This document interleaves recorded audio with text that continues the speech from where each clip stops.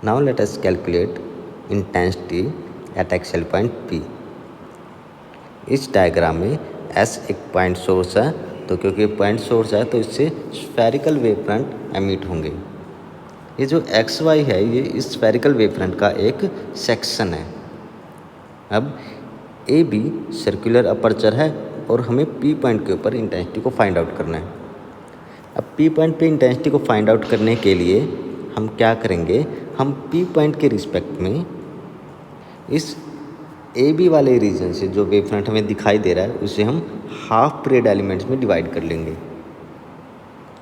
तो डिवाइड करने के लिए सबसे पहला काम हम क्या करेंगे, हम पी को एस से मिलाएंगे। तो ये जो लाइन है एस पी लाइन है ये एक्स वाई वेव फ्रंट को किसी पॉइंट पे इंटरसेक्ट करेगी, तो वो वाला पॉइंट हो जाएगा पोल फॉर पॉइंट पी। यहाँ पर ये पॉइंट क्या है ओ। तो अब हमें पता है कि जो ए बी है ये सर्कुलर है, तो हम वेव फ्रंट को सर्कुलर हाफ पीरियड एलिमेंट्स में डिवाइड कर सकते हैं। तो ये जो रिंग्स दिखाई दे रहे हैं ये हाफ पीरियड एलिमेंट्स हैं।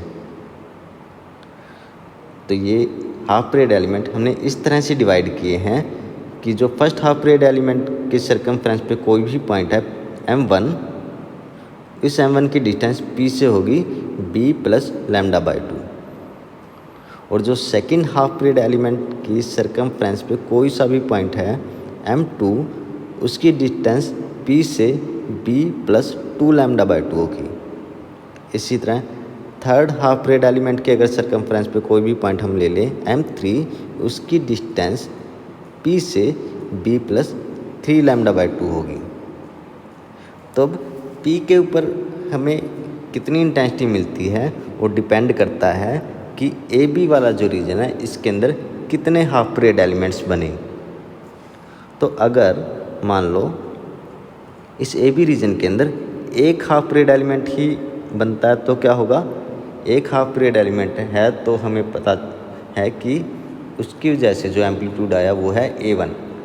तो amplitude at P will be equal to A1, then intensity is equal to A square यानी कि A1 स्क्वेयर। तो this will be a point of maxima. अब ऐसा भी हो सकता है कि इस ए बी रीजन के अंदर एक की बजाय दो हाफ पीरियड एलिमेंट हों, तो उस केस में एम्पलीट्यूड हो जाएगा A1 माइनस A2 और intensity A square is equal to A1 minus A2 का स्क्वेयर। तो अब इस केस में इंटेंसिटी क्या होगी, डिक्रीज हो गई, तो ये P पॉइंट पे हमें मिनिमा मिला। तो अब अगर ए बी रीजन के अंदर 3 हाफ पीरियड एलिमेंट हैं तो एम्पलीट्यूड क्या हो जाएगा A1 minus A2 plus A3। तो इंटेंसिटी क्या हो जाएगी A का स्क्वेयर यानी कि A1 minus A2 plus A3 इसका स्क्वेयर। तो यहाँ पर इंटेंसिटी अब अगेन बढ़ गई, तो ये पॉइंट क्या होगा, मैक्सिमा।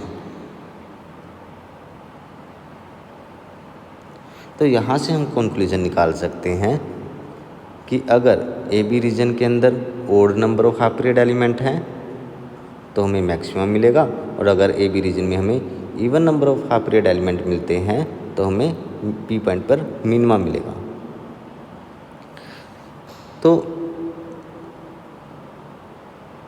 तो इसके बाद अब हमें ये भी पता है कि अगर हम पी पॉइंट को इस एक्सियल एक्सिस पे आगे या पीछे की तरफ लेके जाएंगे इस एक्सियल एक्सिस पे, तो number of half period element in region A B ये भी चेंज होंगे।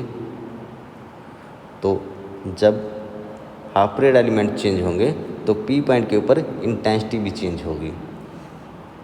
सो वी कैन से दैट